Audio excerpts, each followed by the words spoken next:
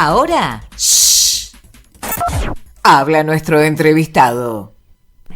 Queremos decir también que desde hace unos cuantos días nos acompaña como auspiciante la Federación de Personal de Vialidad Nacional, que su eslogan es Soberanía que une a los pueblos. Ustedes saben que este gobierno, entre otras cosas, ha decidido lo que se llama obra pública cero, con lo cual han dejado los caminos que exploten, digamos, ¿no? Y no hay rutas nuevas, no hay repavimentaciones, no hay mantenimiento directamente de las rutas. Y bueno, los compañeros de la Federación de Personal de Vialidad Nacional, Soberanía que une a los pueblos, son quienes se encargan de sostener como pueden estas rutas nuestras por las cuales transitamos habitualmente. Queremos decir que ya tenemos las visitas en nuestro piso.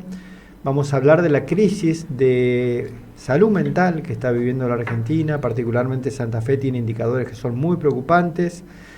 Tenemos aquí presentes a Lorena Torres. ¿Cómo te va, Lorena? Hola, muchas gracias. ¿Cómo estás, César? No se olviden de arrimarse los micrófonos, ¿no? María Andrea Sosa. ¿Cómo te va, María? Hola, ¿Bien? buenas tardes. O María Andrea, como te guste. Milagros Ortiz, quien es coordinadora de Mujeres de la Red Puentes. ¿Cómo estás? Buenas tardes. Buenas tardes, ¿cómo están Muchas gracias por participar.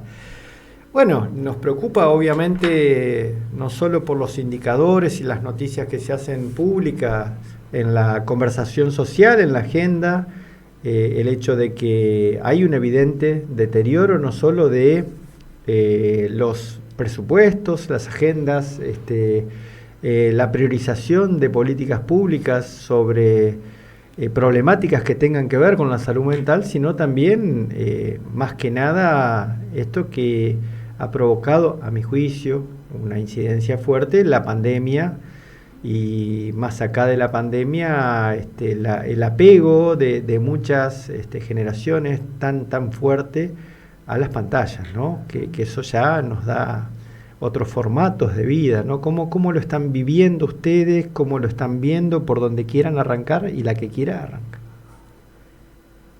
¿Neta? No se peleen. Usted que es la más, no iba a decir cara dura, no, mentira. No, Experimentada. No. Métale. A ver, nombraste un montón de cosas, César. Nombraste Sí. Muchas cosas. Y sí, efectivamente tiene que ver con lo multifactorial.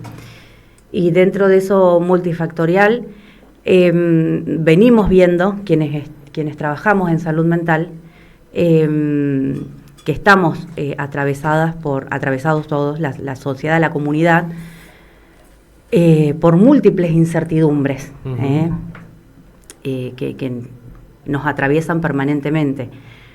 La salud mental no es algo que sucede en el mundo interno de la persona.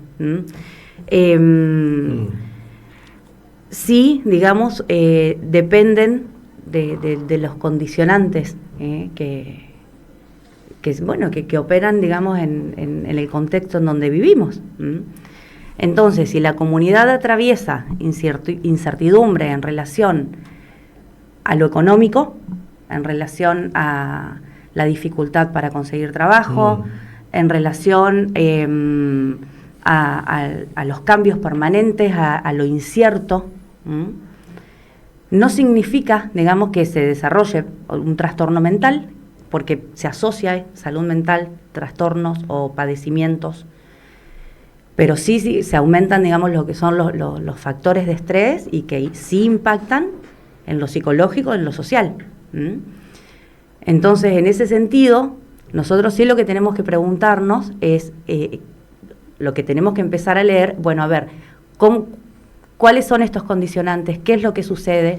Para correr la lectura de qué es lo que le pasa a las personas, para empezar a pensar qué características tiene la época para que empiecen a manifestarse, digamos, o a expresarse estos tipos de sufrimiento, si se quiere, a nivel comunitario, cada vez más frecuente, En otra época decíamos contextualizar, digamos, ¿no? O sea, tiende a poner en hoy y acá y en unos años para atrás, tal vez, qué está pasando, o sea, cuáles son los síntomas principales, pero qué está pasando socialmente, porque si no es como que vos bien dijiste al principio, no es una cuestión personal, no es una cuestión de una persona física hacia adentro o de su familia únicamente, sino todo lo que se absorbe desde el contorno, ¿no? Social.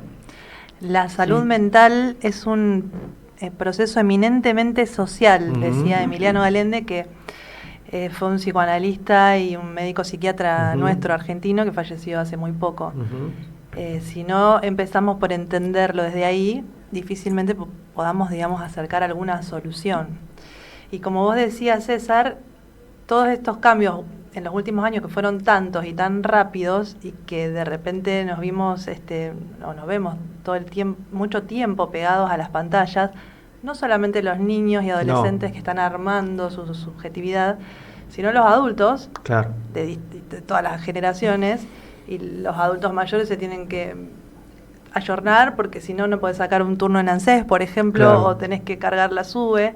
Bueno, de alguna manera eso como que nos inundó la vida cotidiana.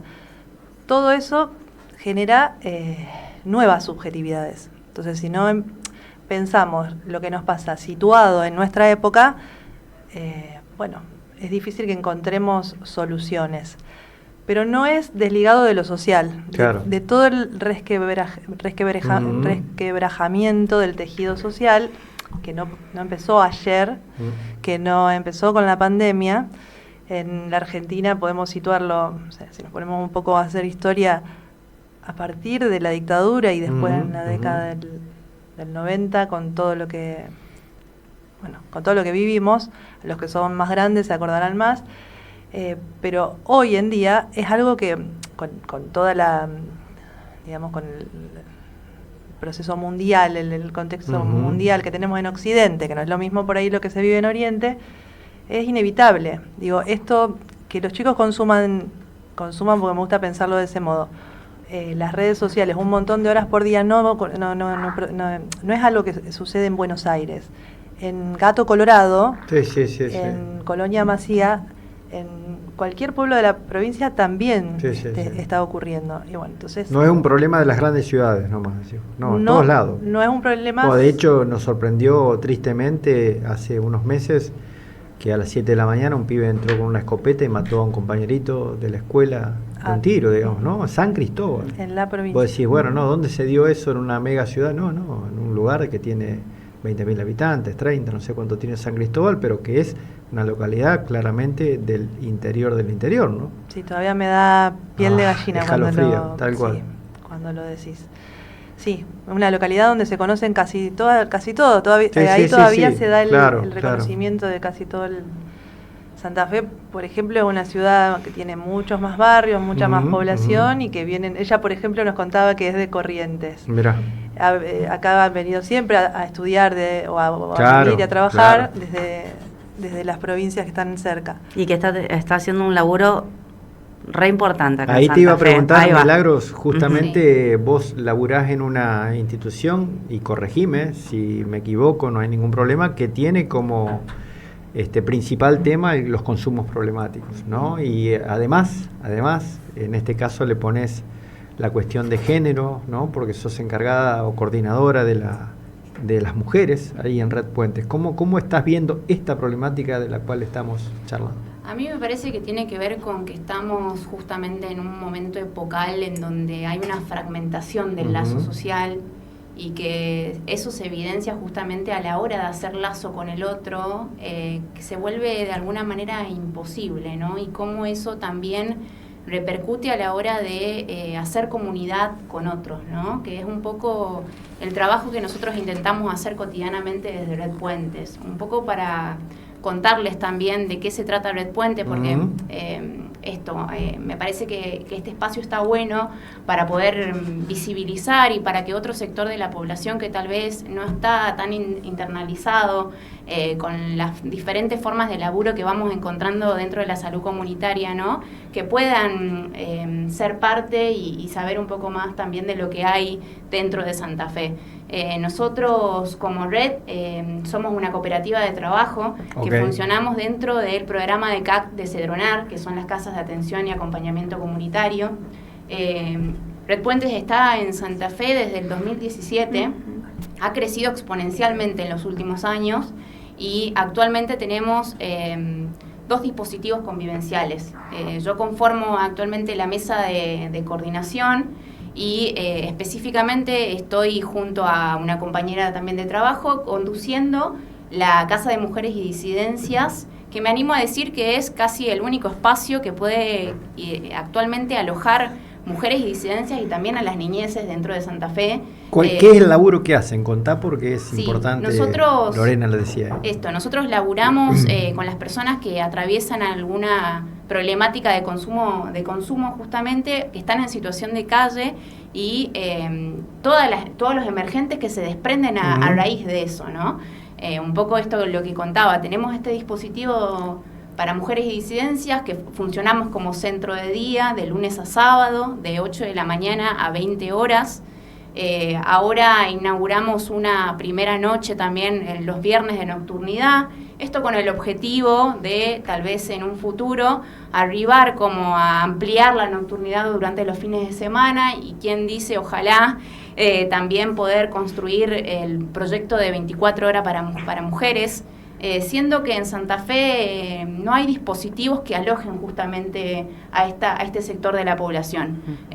O hay muy pocos o solamente articulamos a veces con un espacio, pero que también nos encontramos frente a muchas imposibilidades. O hay para varones nomás, hay ¿no? para Me varones parece que Juan Diego puede ser. Sí. Juan Diego puede ser. Parador del municipio. Juan Diego no funciona como en la nocturnidad, solo como centro de día también. Ok, claro, centro de día. Dan de comer, dan de desayunar, que se bañen y bueno, listo. Sí. Después cada Exacto. uno Y de además, la puerta para afuera. Sí, y además de esto que les contaba, como la Casa de Mujeres y Disidencias que funciona como centro de día, también contamos con un SIC, que es el Centro Integrador Comunitario, en donde ahí sí el dispositivo funciona como 24 horas y aloja a varones. Ese es de mi época, tal vez. Así. Digo de mi época porque charlamos muchas veces con compañeras, compañeros que nosotros nos peleábamos mucho con Alicia Kirchner en una época, discutíamos mucho, pero hay que reconocer que la obra que se hizo en esa época del gobierno, 500 centros integradores comunitarios en el país se construyeron. Y bueno, y eso no existe más, digamos, ¿no? Es triste. El año pasado con Lorena visitamos uno en La Gallareta. Mirá. Sí, sí. ¿Qué iba a preguntar, así para la que quiera agarrar el micrófono, qué impacto creen? O sea, ¿se puede considerar, me pregunto muchas veces, viendo lo que está pasando en muchos sectores sociales, un consumo problemático a la adicción a las pantallas? Es uno de los tantos, diría, ¿no? Sí, me parece que justamente la época está mediada un poco por esto de estar adentro de pantallas, ¿no? Como en burbujas individuales y un poco lo que se vuelve ahí como dificultoso de poder levantar la mirada, hablar con un otro, ¿no? Justamente poder hacer lazo ahí con otros en comunidad, pero no solamente es el único consumo, digo, que hay. No, está claro. Me parece que estamos atravesados por el consumo de sustancias a niveles también preocupantes, ¿no? Y cómo eso incide a la hora de un montón de cosas en la vida cotidiana, ¿no? Cómo dificulta, cómo obstaculiza el poder pensarse dentro de un proyecto de vida también, cuando justamente no hay redes que acompañen tal vez algún tipo de proceso de rescate, como nosotros le decimos dentro de nuestros espacios, a poder pensarse en la vida cotidiana y tener espacios comunitarios que puedan trabajar, ¿no? Con las personas que tengan algún tipo de padecimiento con respecto a esto. María, ¿vos estás en un efector social? ¿Laburás en el Estado o ejercés particularmente? Yo tengo varios trabajos, como la mayoría de las personas hoy. Yo trabajo... Poliempleo. Sí, yo soy psicóloga clínica, formo parte de la Fundación Centenario que preside Lorena en actividades docentes y en intervenciones institucionales. Trabajo también en la provincia en un equipo interdisciplinario. Bueno, yo tuve la oportunidad de formarme en una de las residencias interdisciplinarias en salud mental de la provincia, que bueno, es una de de las políticas que bueno, en este gobierno nacional, porque esas residencias son nacionales. Hay otras que Mirá. son todo provincial. Esta tiene como las dos patas, provincial y nacional. Las residencias que han sido un hito en la historia argentina como parte del movimiento desmanicomializador, si Ajá. querés, es decir, empezar a hacer esos lugares donde se hacía tratamiento únicamente psiquiátrico, lugares donde tratar bien a las personas. Tratamiento, dice este mismo psiquiatra, significa tratar bien, principalmente, trato humano, digno, respetuoso. Y bueno, las residencias son para mí un lugar excepcional para aprender a trabajar con otros, a entender el lenguaje de otras disciplinas, porque ahí, bueno, trabajas con médicos, con enfermeros, con trabajadores sociales, con lo que hayan los efectores. A veces hay poquito personal, a veces hay un montón. Y empezar a ver a la persona no solamente como, por ejemplo, un sujeto biológico, un organismo que tiene, no sé, por ejemplo, tal adicción. Y entre todos pensar estrategias terapéuticas ancladas en la comunidad, en el territorio. Claro. Eso es lo fundamental. Por eso entendemos con Lorena, en eso bueno venimos trabajando hace varios años juntas, la salud mental, como decía ella, como comunitaria. Claro. No es, bueno, ¿a dónde están los de salud mental? ¿En qué lugar alejado de la ciudad para que nos haga tratamiento? No sé, por ejemplo, si alguien tiene una adicción. Y hablando de esto, me acabo de acordar, si conocen la ciudad de Santa Fe, bien, vos César, seguro que sí, vos te vas a Blas Parera y tenés al 7.000, 8.000 y pico, tenés el hospital que fuera psiquiátrico únicamente, Claro. Miray López, hoy Hospital General. Atrás del hospital ves la cárcel de Las Flores, y enfrente del hospital estaba otro hospital que trataba a personas con tuberculosis. Sí, es decir, sí, claro. eso que no estaba tan poblado como ahora en otra época, ahí se ponían lugares En las cerrados, afueras, eran en las afueras. Claro. Ahí estaban los enfermos, los delincuentes, Bueno, de hecho, uno de los institutos psiquiátricos más emblemáticos que hay en la provincia o que había, está en una localidad pasando... la colonia de Oliveros. Exactamente. 30 kilómetros de Rosario. Claro. Sí, ahí tuve oportunidad de hablar con un enfermero jubilado hace unos años y sí. Bueno, todos esos hospitales que fueran solamente psiquiátricos, los viejos manicomios, fueron transformados en los últimos años. Gracias. ¿Eso se sostiene presupuestariamente? ¿Está muy desfinanciado hoy? ¿El impacto se siente del desfinanciamiento de las políticas públicas? Muchas preguntas, ¿no? Son muchas preguntas y yo tengo ganas de responderlas a todas juntas. Bien. Sentir se siente, pero a mí me gusta ver la provincia de Santa Fe, digo, independientemente de los partidos políticos o los gobiernos en cada gestión, tiene una trayectoria en ese sentido, de sustitución de lógicas manicomiales, decimos, o desmanicomialización, depende cómo lo quieras tomar. Es decir, de llevar los tratamientos a la comunidad, de que la persona pueda tratarse mientras vive en su casa, en su barrio, participando de las instituciones que había o que funcionaban en su momento. Tiene una de las leyes pioneras provinciales en salud mental, la nuestra es del año 1991, que junto con Río Negro fueron las primeras, después hubo 4 provincias más que en la década del 90 hicieron su ley provincial. Y así, bueno, recogiendo todas estas experiencias, más otras, es que en el año 2010 en el país llega, digamos, a hacer ley, una ley nacional de salud mental que recoge todo esto, ¿no? Y ahí se empiezan a transformar concretamente todos esos hospitales y se empiezan a abrir otros dispositivos, como decía ella, en el barrio, en el centro de salud. Algunos dependen de salud, otros dependen de otros organismos, porque la salud mental la hacemos todos los días. Para mí es tal cual. Digamos, el apego a la vida, el amor a la vida cotidianamente, eso es la salud mental. Y bueno, por supuesto que impacta. Lorete, pensaba que habíamos hablado muchas veces contigo en la fundación, el hecho de cómo están apareciendo hace unos años nuevos problemas, digamos, ¿no? Esto de que yo veo que se ve en la calle de niños, adolescentes con esto que se ha dado en llamar el TDAH o algo así, ¿no? TDA, Sí. algo así. O chicos que hacen crisis en lugares públicos y que antes no se veía tanto, o también el hecho de que tengan que concurrir a la escuela con un acompañante terapéutico porque no pueden estar solos en un ambiente como un grado. Mira, vos sabés que, a ver, pienso, César, pienso, creo que un poco nos pone a jugar y a replantearnos un montón de cuestiones. No tenemos respuestas, creo que uno va repensando sobre la propia experiencia, sobre la propia vida, el propio ejercicio profesional, digamos, y demás. Y venía hilando lo que decían las chicas y demás. Entonces yo me planteo interrogantes, y cuando vos decías esto del consumo de la pantalla o del consumo de sustancias o del consumo de la cantidad de consumos que hay, ¿sí? Legales, ilegales, digamos, de la cantidad. Todos vivimos en una sociedad de consumo. Todos consumimos, permanentemente consumimos, ¿sí? Entonces, yo lo que me pregunto ante esto, ¿el consumo es la causa o es una consecuencia? Yo pienso como una consecuencia, ¿sí?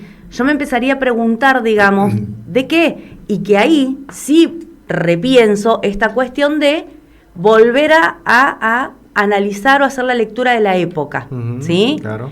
Digamos, de qué características se presentan para que consumamos, digamos, vivamos en una permanente situación de angustia, de estrés, de todas estas cuestiones que se nos juegan hoy, que se nos presentan. Y esta es la vida que se nos presenta. Claro. Entonces yo lo que pienso es esto. Digo, llegado a un punto, y si me tengo que poner a reflexionar, digo, a ver, es un momento o estamos viviendo un tiempo de urgencias subjetivas, de manera permanente. Todos, ¿eh? Sí, sí. Yo, vos, todos. Y en donde muchas veces, digamos, que no significa, y voy a tomar esto permanentemente porque siempre se va a pensar en el trastorno o el padecimiento, digamos, el loco.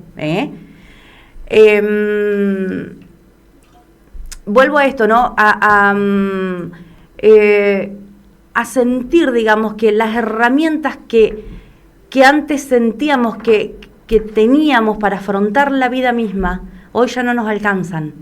Digamos, el tiempo ya no nos alcanza. Y muchas veces las palabras para decir lo que nos está pasando tampoco nos alcanza. Entonces, así vivimos, ¿sí? Por eso pienso en esto de las urgencias subjetivas. Esto es lo que se nos presenta, ¿sí? A nivel social. Entonces, el suicidio, porque esta es una de las cosas también que aparece dentro de lo que es salud mental, ¿no? Sí, sí, sí. El suicidio, hoy la causa más grande, digamos, de muerte, ¿es una causa o es una consecuencia? ¿Está? El consumo, y la misma pregunta. Entonces, volvamos a repensarlo en ese sentido, ¿sí? Eso es lo que, en términos de... Y después lo que pienso es, cuando Andrea traía, digamos, los cambios que han tenido las instituciones hospitalarias, en este caso, cuando nombra el MIRA, el Sayago, digamos, y sí, las modificaciones que ha tenido a lo largo de la historia, pensaba también en las instituciones actuales, digamos. Entonces, en esto de cómo las escuelas los clubes, las instituciones de seguridad, digamos, las organizaciones de la vida civil, se empiezan a construir y adaptar necesariamente a partir de lo que acontece. Y que muchas veces se corre del eje de lo que fue. Entonces hoy la escuela tiene que responder a otras demandas, ¿sí? Los clubes responden a otras demandas. Y se van respondiendo a determinadas cuestiones que van apareciendo que necesariamente implican una nueva adaptación. Entonces, es lo que hablábamos hoy, cuando nos juntamos a pensar en todas estas cuestiones, decimos, estamos permanentemente adaptándonos Entonces nos encontramos hoy con muchos adolescentes, incluso adultos, en donde ¿cuál es el marco? Antes que nosotros teníamos, digamos, de alguna manera un marco que nos daba seguridad, que nos contenía. Hoy, ¿cuál es? ¿Quién lo da? Porque muchos adultos tampoco lo pueden dar, digamos. Nosotros dudamos permanentemente qué es lo que tenemos que hacer. ¿Cómo hacemos? ¿Cómo criamos los chicos? ¿Cómo hacemos permanentemente? Sí. Quería introducir un tema que es... ustedes gestionan, digamos, organizaciones o efectores que tienen que ver más que nada con un concepto de lo comunitario, de lo colectivo, de tratar a las personas o darle una contención, no sé cómo decirlo yo profesionalmente, ustedes me dirán, comunitariamente, socialmente, y hoy, lamentablemente, desde el mensaje que baja del poder es sálvate solo, es bueno, que subsista el más fuerte, hay que darle todo al empresario y nada al tipo que necesita, es la destrucción de puestos de trabajo, es la quita de derechos laborales, sociales, es la supresión de presupuestos públicos, es lo que decíamos hoy en la editorial, 123.000 millones de pesos para la cárcel esta que están llamando cárcel el infierno. Una locura total, digamos, casi 100 millones de dólares para una cárcel, en momentos en los cuales el sentido común de cualquiera de nosotros indicaría que esa guita es más útil en otro lado. ¿Cómo impacta eso en la gestión diaria, en el laburo cotidiano de cada una de ustedes, la que quiera? Perdón, César, cuando dijiste lo que viene de arriba hacia abajo, lo primero que pensé fue en San Cristóbal. Claro. Porque a todos todavía estamos tratando de entender qué pasó en San Cristóbal. Y bueno, no sorprende tanto cuando desde la máxima autoridad del país el mensaje es de violencia. Claro. Los niños y jóvenes están terminando de armar su subjetividad y a veces la diferencia entre la metáfora, el símbolo y el hacer algo y pasar al acto es poca, digamos. Entonces no podemos tener esos referentes. Cuando Lore decía qué estamos haciendo los adultos hoy, qué les ofrecemos a los niños y a los jóvenes, bueno, estamos dejando de ser referentes. Que eso es parte de lo que le estamos ofreciendo, esto es lo que yo digo, ¿no? O sea, este mensaje del poder es una parte, te diría, bastante hegemónica de lo que le está ofreciendo hoy la sociedad argentina a un pibe que está desarrollándose, incorporando conocimientos o pensando en qué va a hacer cuando termine el secundario, ¿me entendés? Sí. Ella nombraba hoy el proyecto de vida. ¿Qué proyecto de vida, no? Porque antes era como, todos, no sé, depende, cada uno tiene su historia personal, pero en las familias hay adultos deseando algo para esos hijos. Entonces, ¿quién me recibe? ¿Me recibe alguien que desea algo para mí? Hay una sociedad que está esperando que yo me reciba de algo. Antes era mi hijo el doctor. Claro. Ahora ¿en qué estamos? ¿Dónde estamos? Bueno, y por otra parte, cuando Lorena hablaba, y en esto de los jóvenes y del lugar que tenemos que tener los adultos, pensaba que también tenemos que dar el mensaje de que la vida no es estar permanentemente en un cumpleaños. Claro. En el mundial siendo campeones o en Disneylandia. La vida también es frustrarse. Claro. Es perder. Es perder es un partido, un es fracasar, es que alguien te traicione, es que un amigo, no sé, se vaya a vivir a otro lado. Digo, y el tema es, bueno, ¿cómo no estamos pudiendo los niños y jóvenes enfrentar las frustraciones? Las frustraciones de la vida. No es que son... Está bien, hay cosas mucho más difíciles, mucho más terribles, las condiciones económicas a veces no ayudan en nada. No sé, si tu papá y tu mamá o alguien no pueden pagar el alquiler, si tu mamá tiene que... No te puede pagar los estudios, si tenés que ir a laburar, digamos. Es todo muy difícil, pero hay que poder con la vida. Milagros, te doy un minuto porque ya estamos cerrando el bloque. Sí, me parece que justamente hablar de salud mental es hablar de tener garantizadas necesidades básicas, ¿no? Como esto que dicen acá las colegas de poder pensar también, poder pensarse en lo habitacional, en lo económico, en lo laboral, y cómo eso también ahora hoy en día se ve totalmente interferido, ¿no? Por los discursos y la primacía de lo individual, por el desfinanciamiento, ¿no? De las políticas públicas que contengan estos espacios justamente desde lo colectivo, y cómo nos encontramos en un momento en donde tal vez la inversión tiene que ver con espacios que priorizan tal vez el control y la seguridad, ¿no? Como si ese fuese la única problemática que existiera, ¿no? Claro. Un poco me lleva a pensar o la esto única de, forma de afrontar el problema, digamos, ¿no? ¿no? Que era cuando lo de San Cristóbal pasó eso, ¿no? El hecho de decir, de hecho lo multaron a los padres, multaron al hogar, digamos, con una multa porque el chico había tenido esa conducta. Perdón, cobrándole... César, también multaron al padre de un joven que escribió una pared en un baño en una escuela. Claro, ¿me entendés? Sí, manejarse dentro de lo punitivo, digamos. Claro, o sea, tal esa cual. es la lógica. La lógica. Sí. Che, las tengo que echar porque tengo Bueno. una entrevista ahí. ¿Se pasó rápido? se pasó bastante ¿Sí? rápido, sí. Diga. No, le decía a Lore que preside una fundación que mínimamente Sí. cuente lo que hace, si es posible. Dale, dale, Lore, dale. No, a ver, simplemente quería contar algo lindo, digamos, que es un laburo que venimos haciendo,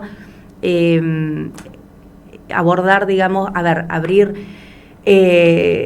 un programa que estamos llevando adelante, que es un programa que se llama Sostenerse, para poder, de alguna manera, brindar un espacio de escucha y acompañamiento psicosocial a personas que están transitando alguna especie crisis O una situación difícil, subjetivas, digamos. y que, hayan tenido intentos o crisis, digamos, suicidas. ¿Sí? Ok. Es un espacio gratuito. Ok. ¿Dónde los encuentran, decir? 9 de julio, 25-23. ¿En redes? Fundación Centenario. Fundación Punto Centenario. Punto Centenario. Bueno, es comunitario, digamos, es un equipo interdisciplinario que va a estar acompañando. Y es gratis. Sí, digamos, no es clínico, Claro, digamos, claro. sí, pura y exclusivamente clínico, digamos, es más amplio, comunitario y, bueno, bien psicosocial. Ok, bueno, las abandono. Muchas gracias por la invitación. Gracias. Quería decirte Nos vemos. algo. Vos también estás haciendo salud mental en este momento. Bueno, muchas gracias, che.